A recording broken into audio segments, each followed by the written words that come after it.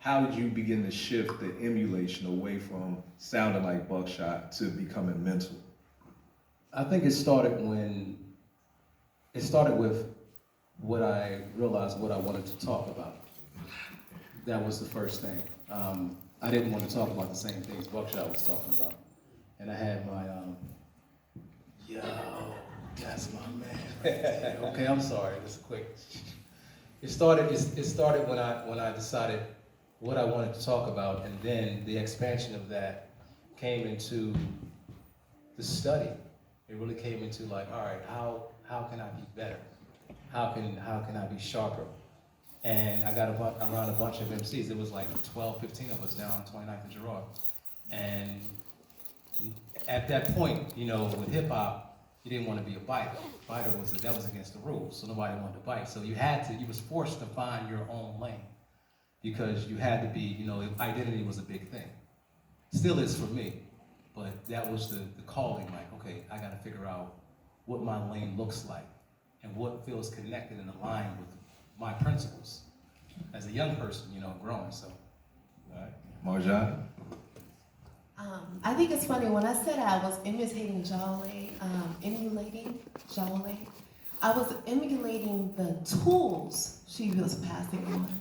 So I felt really blessed to have connected with some artists who taught me how to fish. You know what I mean?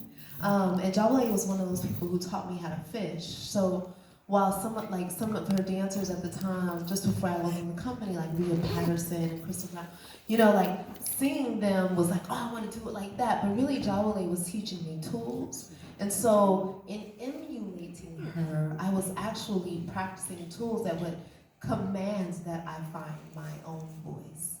And so that was really where that happened. Okay. Now, the last stage, innovation. How did you know, Ev, that you were nice? As an MC, you know, you get in these ciphers, you write your rhymes, you get around other people, but how do you know, when did that moment hit you when you was like, I can do this? man, that's a hard one because I feel like I ask myself that question every day.